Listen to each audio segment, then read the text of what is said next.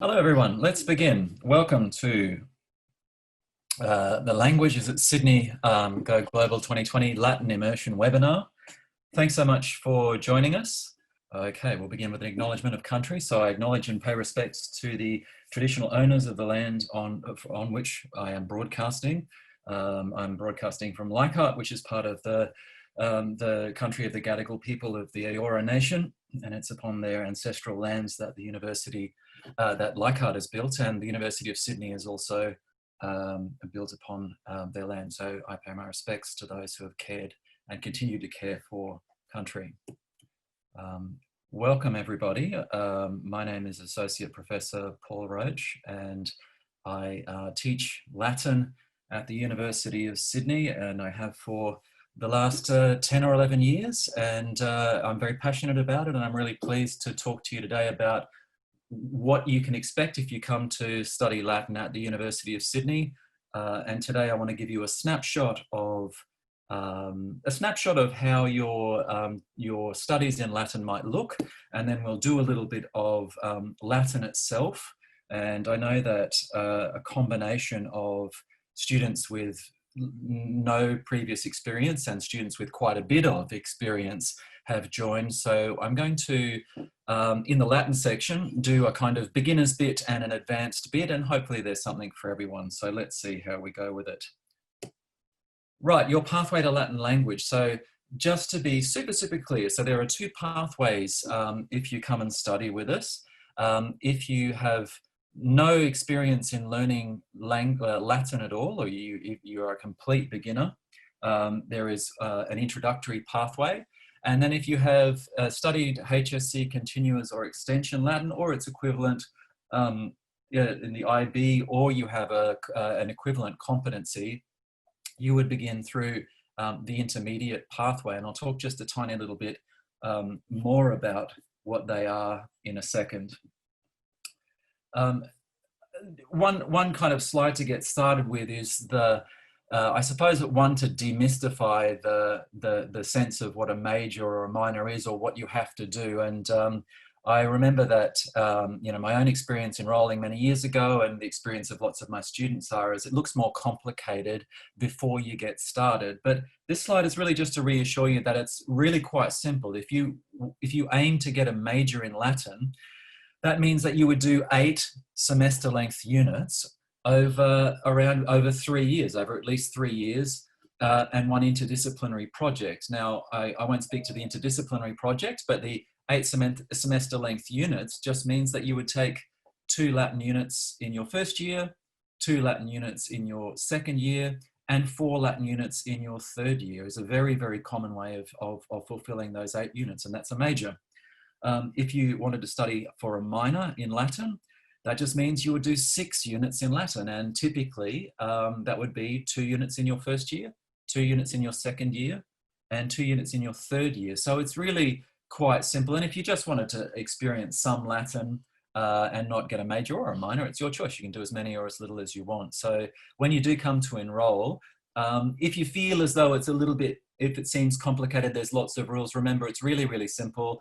And both myself and all of my colleagues in the Department of Classics and Ancient History are very approachable and very friendly, and you are very welcome to contact me and ask me any questions that you have about it. Okay, let's keep going. Let's delve into some Latin language. So what I want to do for the rest of my presentation is talk a little bit about the details of first, second, third year Latin at Sydney, and then talk a bit about Latin language as well. Right, Latin and Sydney at a glance. So I thought, let me just put these up. So there are 3 levels: first year, second year, third year, or probably more accurately, 1,000 level units, introductory units, 2,000 level units, intermediate units, and 3,000 level units, which are advanced units. So 1,000 level units would be for someone who has had no background in Latin and wants to get an introduction to the way that the language works. So we would teach that right from beginners, right from the Latin alphabet, and give an introduction to all aspects of Latin grammar and syntax. So grammar and syntax are the way that the language works and the way sentences behave and are classified and so on. At 2000 level, just at a glance, or intermediate Latin 1 and 2, this is, so it's two functions. So this is the beginnings of intermediate study for those who have completed 1000 level Latin, and it's also where our cohort from the HSC or the IB would join us in that intermediate pathway. And the way that this would work is the first, say, 5 weeks or so of intermediate 1 would be a grammar and syntax revision for those coming from the HSC or the IB, and it will be dealing with advanced level syntactical concepts. And for the cohort who are learning it from the beginning, it is the very last stages of their introduction to the language. So it serves two purposes for about the first 5 weeks. And then after that, in both introductory Latin, intermediate Latin 1 and intermediate Latin 2, you would be studying a text or a group of texts and translating and discussing how a particular author uses Latin language.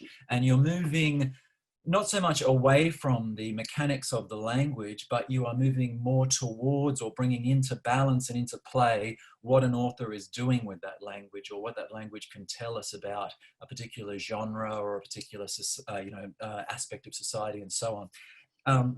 And I will complete the snapshot on this first slide and speak to this in more detail in a second. At 3000 level, we have a series of courses which are concentrating upon 1 or 2 authors only, where we are unpacking almost every aspect that we can out of an author, whether it's the language that they're using, the register of the language that they're using, whether their language is poetic or prosaic or colloquial or so on. And we concentrate, we kind of drill down deeper into 1 or 2 authors. And so I'll talk to this in 2 seconds, but all of these up on the screen at 3000 level are different units. So we have a unit in Roman drama, a unit in later Latin literature, a unit dedicated to Ovid's Metamorphoses, which is an epic about change, and a unit dedicated to Virgil's Aeneid, which is the kind of foundational, like the major epic of Rome's foundation that was written in the Augustan period.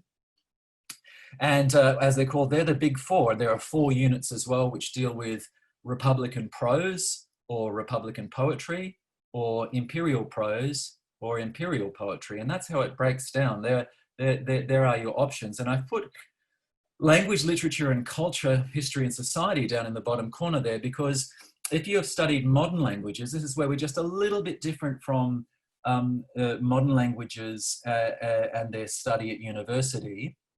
In modern languages, you might have units which are dedicated to language, and then separate units which are dedicated to culture, history, and society. But these are all intermingled in Latin. So, and especially if you want to think about it, you might think 1000 level and the very first beginnings of 2000 levels are more language orientated, but these other concerns are still there. They're just more language orientated. And as we move on to 3000 level, it's much more about literature, culture, history, and society.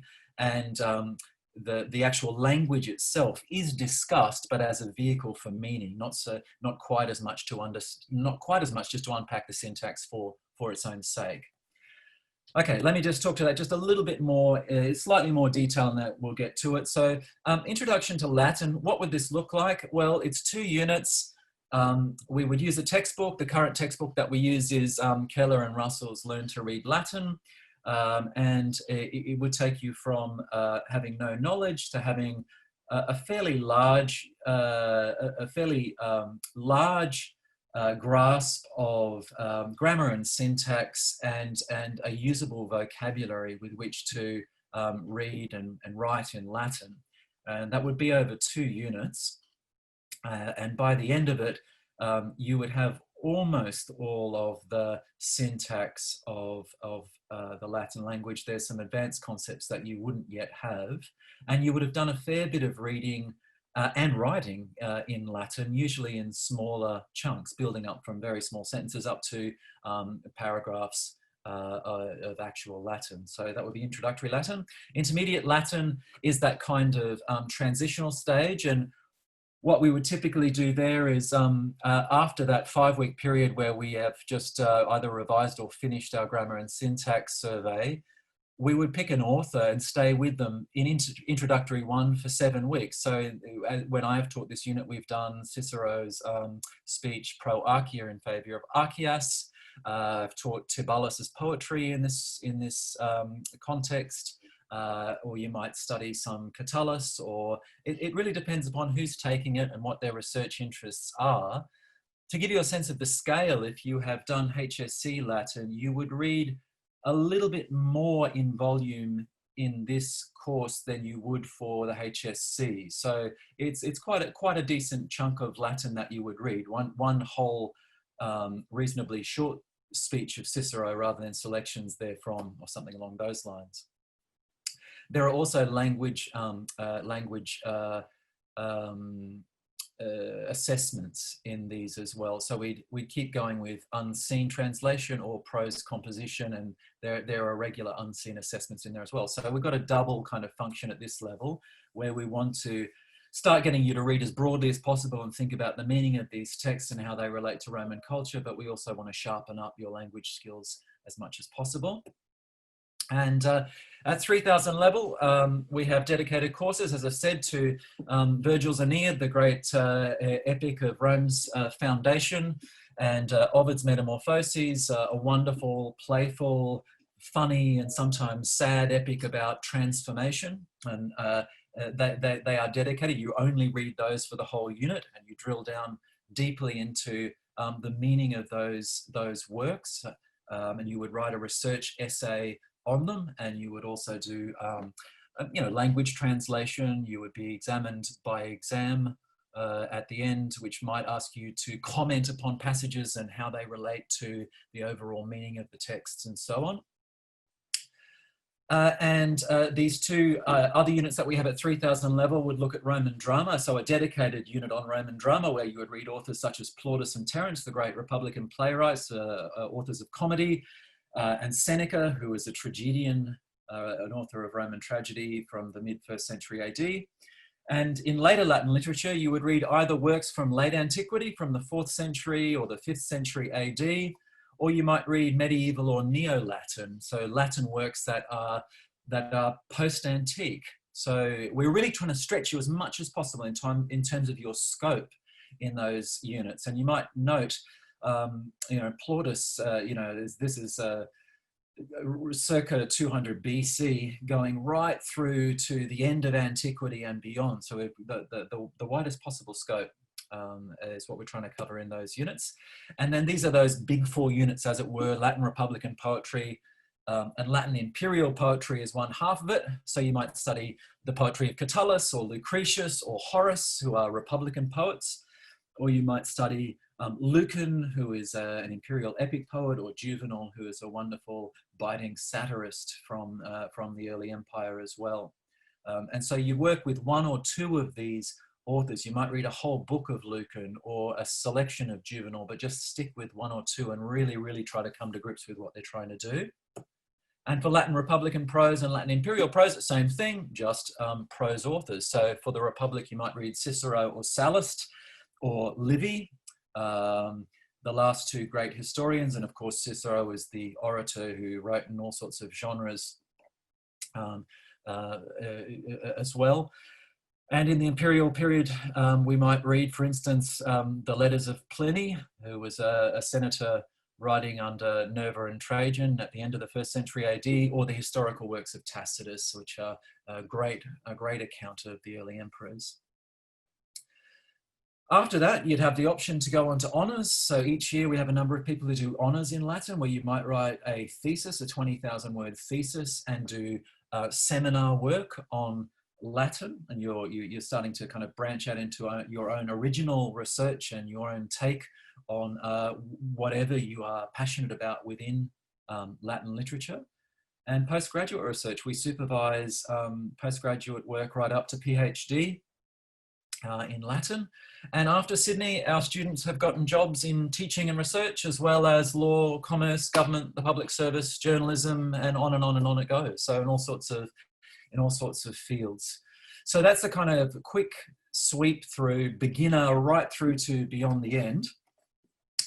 Let's have a look at some actual Latin now and see how we go. So as I say, something for the beginners and something for the advanced, and hopefully I won't fall between two stools here. Hopefully there'll be something for everyone. Let's see how we go. So if you're an advanced student, just bear with us now. And if you're a beginner student, bear with us at the end, and let's see how we go. So Latin is an inflected language, which means the endings of its words change depending upon what the words are doing in a sentence. So for English, word order is what matters in order to convey meaning. So where the words are in the actual sentence helps to convey what is going on in that sentence. But for Latin, the actual words and the order in which they appear in a sentence are quite a bit more flexible than they are in English. And it's really the endings of the words which matter. So nouns, for instance, can be singular or plural, and they will have an ending to reflect that. And they'll have various endings to reflect what it is they're actually doing in a sentence. So if a noun is the subject of the verb, it'll have a particular ending, or if it's the object of the verb, it'll have a different ending again. So part of our task is to learn all of those endings. So just a couple of examples, I'll pop them all up so we've got them. Notice how the same noun, servus, which means slave, is changing its ending each time here. The slave laughs, servus ridet, so US marks that out as the subject, but servi rident, and notice how both the noun, servus, servi, and the verb, ridet, rident, is changing because there is one slave in the first sentence, but two in the second. In servum caedit, he beats the slave. Notice how the slave is the object of the verb. It is the one receiving the action. And so that um there is there to tell us that there is only one object of the verb, and that one noun there, and that it's acting as the object. And there you go, and that's Latin in a nutshell. In modern languages, your first phrases are usually "Hello, how are you?" and ordering a cup of coffee. But you know, in Latin, it's slaves and so on. But that's how it is. So aureum servo dat, he gives a gold coin to the slave. Servo, that o there is to show you that that slave there is the indirect object of the verb, that the slave is receiving, is interested in the giving of a gold coin. He is the receiver of a gold coin. So nouns will change.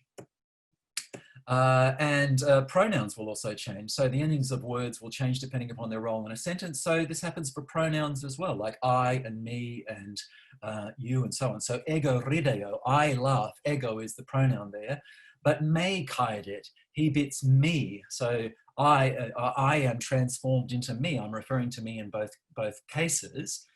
And that's quite similar in English. So if you think about I laugh, I is the pronoun, but he beats me. If we take this example, me is still the pronoun in the accusative case. So we've got to learn all of those, and mihi, he gives a gold coin to me. Mihi is to me in Latin. So one of our first tasks is to learn how words change. And this includes adjectives as well. So adjectives might change according to gender, manius or mania, a big girl versus a big slave, or opera magnum, a big town. And this might also take the place for verbs. So who's doing it and how many of them? When they're doing it, you might have an infix to show you the time that a verb takes place. Whether they're really doing it or not, you might use the subjunctive when you want to say that something is a possibility rather than a fact. Just remember that nouns can be subjects or objects, and verbs can be active or passive. So I love versus I am loved. There might be different tenses. I love, I will love, I was loving, and there might be different persons. I love, you love, he, she, or it loves. So this is really just by way of saying, if you've done no Latin whatsoever before, it'll give you a sense of the kind of various categories that we kind of learn as we come to grips with this language. And this is both a challenge and an advantage, the way that Latin works. It gives you a great deal of clarity. You know what every word is doing in a sentence because of its endings. And you've also got the freedom to change the words to produce expressive effect. And I just thought I would show you a couple of examples of that before we get onto this advanced material. So, and the advanced students might be interested in this as well. A great example is a thing called polyptoton. And polyptoton is when different forms of the same word are used in the same sentence. So examples in English would be an eye for an eye.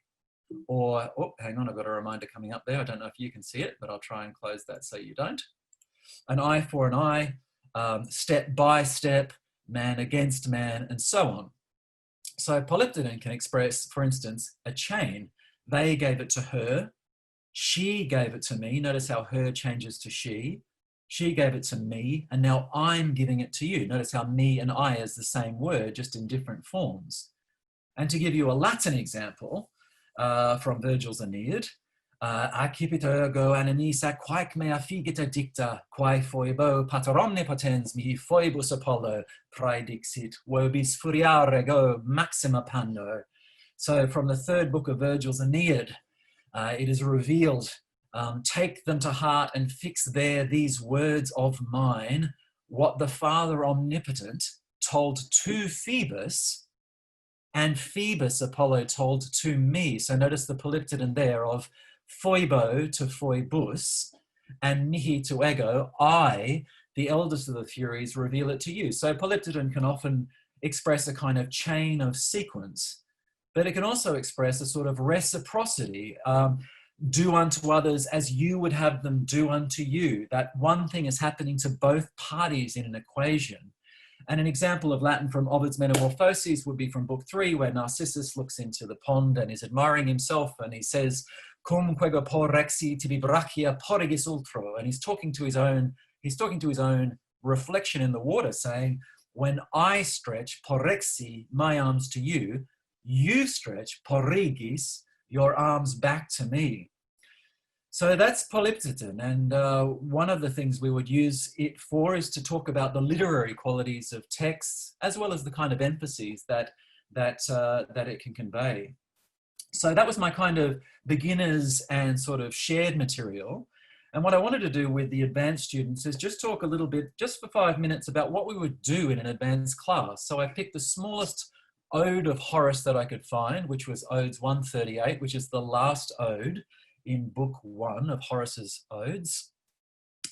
And what we would do in this class, I've put up a translation because I know we don't have very much time, but what we would do is we would prepare this, you would read this at home and prepare it and make sure that you understand what it says in Latin and how the language works. And then in class, we would discuss this and all conceivable aspects of it. So for instance, we might discuss, so this is Horace talking to a slave who is a puer boy is his slave. And he's saying, I don't like Persian trappings, boy, and I don't care for garlands tied with linden bast. Don't go in search of a place where the late rose lingers. To plain myrtle, don't exert yourself to add anything. For you as a servant, myrtle is entirely suitable. And the same for me as I sit here drinking beneath these thick vine leaves. And that's the whole poem from beginning to end. And what we would do with this is we'd try and pick apart different aspects of it. So what is Horace saying? So he's saying he doesn't like luxury, Persian trappings. And this, we might discuss how Persia is a proverbial place to Romans of luxury, foreign luxury sometimes. And notice how Horace is positioning himself as a simple, down-to-earth Roman. And notice how Persicos at the start of its stanza is contrasted with simplice. So Persian and simple or plain are in the key positions there. And we might also note how this is consistent with Horace's odes. The idea of Horace having a drink at a symposium is typical of a lot of the odes of Horace. But here, right at the end of Book 1, we are left with this image of Horace at a solitary symposium by himself, dressed in a simple garland, drinking and being, as it were, self-contained and fulfilled. And you get this wonderful closural image at the end of the odes. It ends on this tiny little note of contented, self-contained fulfillment. And we might also talk about how the image of luxury, how he's saying to his slave, don't go looking for roses for my garland, a plain myrtle one will do. And it's a kind of image of the sort of the effect of simplicity that Horace is trying to endorse in his poetry. He's sort of saying, it's almost duplicitous because these are amazingly sophisticated poems, but he always comes back around to that idea of don't go too far, don't try and push back against the passage of time. So this is set in high summer because he's drinking beneath a pergola of thick vine leaves, but he's saying, don't go looking for roses in summer. Roses are a spring flower. Just conform to the passage of time. Just a simple garland will do the job.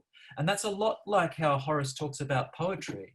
Don't go over the top. Just go for simple, clear poetry. And it's partly to do with the way that he critiques poetry. So we might talk in class about what's called metapoetics, the way that a poem thinks about its own status and its own qualities as poetry. And we might decide this is just a poem about having a drink, or we might decide that this poem encodes certain ways of thinking about the qualities of good poetry. And we might also see this poem as a kind of very Horatian rejection of superfluity, as it were. So don't go too far, go just far enough. One garland will do the job. Just a simple crown of myrtle as I sit here drinking. So they're the sorts of things that we might unpack. And in terms of language, we might notice, if you are a bad student, you might notice when he says, don't go in search. When you learn Latin, you usually learn the idiom for don't in Latin is nolli plus the infinitive. So we might expect him in line 3 there to say, nolli sectari, don't go in search. But he says mitte sectari. And we might discuss that mitte plus the infinitive is a colloquialism. So he's gone for an unusual expression there. And notice how he says quo locorum, when he really could have just said ubi. He could have just said nolli sectare ubi rosa sera moretur. And that quo loquorum has a kind of, I suppose, superfluousness in itself to it. Don't go to the place, to that of places where the late rose lingers. And so in class, we'd be unpacking all aspects of the language, and we're trying to milk as much meaning out of this as possible, and to try and work out what this poem can tell us about Horace, what it can tell us about book 1 of Horace's Odes, and what it can tell us about poetic Latin usage more generally. So, yeah, so I thought that might be a good place to stop. Just a little 5-minute glimpse into the kind of thing we've done. I just taught a class this semester that's passed on Horace Odes book 2, which was wonderful. So we read the majority of the poems in book 2 of Horace in exactly that way. Each day we would come in with a poem, and bigger poems than this. This is just a tiny one of Horace, and unpack them and talk about Roman history and Roman culture and Roman language. And it was just a wonderful chance to discuss Latin poetry with a group of people who are also interested in it. And it's one of the reasons I really love teaching Latin. You know, if you're listening to this, I hope you choose to come to Sydney and learn Latin with us and discuss Latin with us, because it's something that our team of language teachers here are all very passionate about.